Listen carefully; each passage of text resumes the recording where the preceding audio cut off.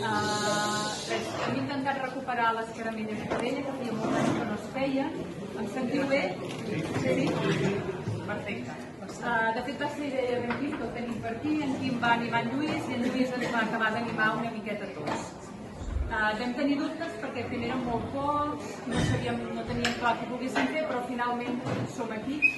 I aquest som aquí és molt important perquè som aquí i això ens lliga, som a Can Salom, som a la Sala Mozart, i això ens lliga amb un fil que és molt important en tot el que és la transmissió de les caramelles de Calella. Per què? Perquè ens remuntem a la història de les caramelles de Calella i l'any 35, a la revista Capaspre, per exemple, ja es parla del cor de la bellesa dirigit pel mestre Claudi Salom, pare de la Maria Teresa, que dirigia les caramelles en aquell moment. Per tant, tenim un fil que és el mestre Salom que ens porta cap aquí, i aprofito per donar les gràcies a la família Salom perquè ens ha cedit la sala del primer pis per assajar i, com no, hem tingut l'oportunitat de fer les caramelles aquí en aquest centre cultural històric tan referent a la nostra ciutat. Per tant, moltes gràcies.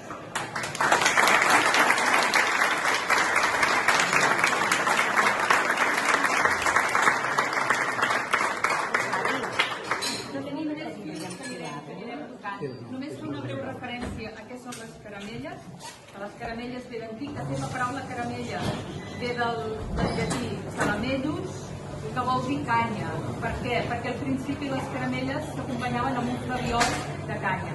D'aquí ve la paraula.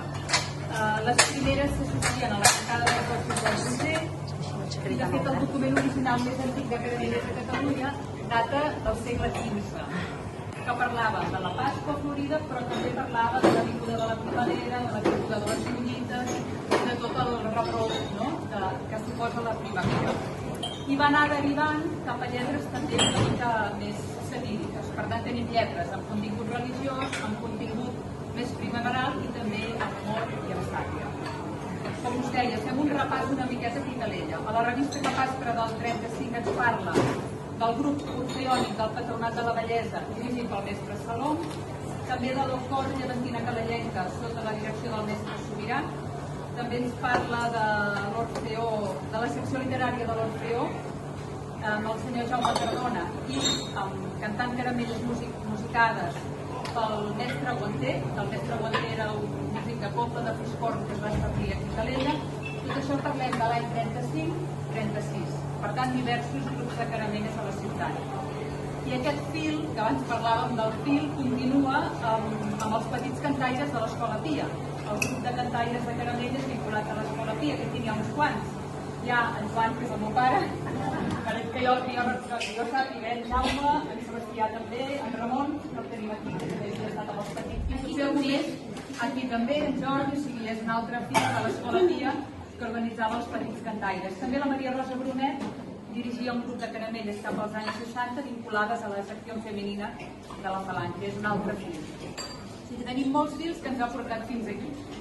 Tenim molts fons de partitures, però per aquest any, que són pocs, i ho hem fet en molt poc temps, hem triat 4 peces a l'unisó, intentant que el gaudiu, acompanyats per guitarra, per guitarró, i també vull donar les gràcies a tota la gent que s'ha apuntat al projecte. Aquí tenim un altre fil, que també és el Jordi Feliu, que és el que ens ha dirigit aquest any, sort del Jordi que ens ha guiat, que també en Jordi, i no sé si també la Sònia, havíeu cantat ja amb la Maria Rosa Brunet, potser als anys 90, aproximadament. Per tant, aquí tenim molts fils que es van entreteixint i que ens porta al dia d'avui. Fem aquesta estrena, a veure l'any que ve com continuem. De moment farem 4 peces, que us les presentem molt ràpid. Oreneta Gentil, que és un estil de manera i que es cantava les caramelles a Sant Pol. Aquí tenim un cantaire que cantava també a Sant Pol. Després cantarem 2 peces que es diuen 7 setmanes de Quaresma, però que tenen música i lletra una mica diferents, que parla una mica de la Quaresma, el que deixem enrere, i ara amb la Pasqua, l'alegria que arriba, i acabarem amb una peça molt coneguda de les caramelles que havia cantat tant la Núria Feliu com la Guillermina Mota. Qui es vulgui animar, estem oberts a tot, és una cosa molt popular, molt informal, aquí tenim les lletres, aquest vespre també cantarem quan acabi la vetlla pasqual, i també tenim un grup de Facebook, per una mica tenir tota la informació, que aquí no els tenim, és Caramelles Calellenques. internet, poseu caramelles canadenques i surt. I crec que més o menys, no sé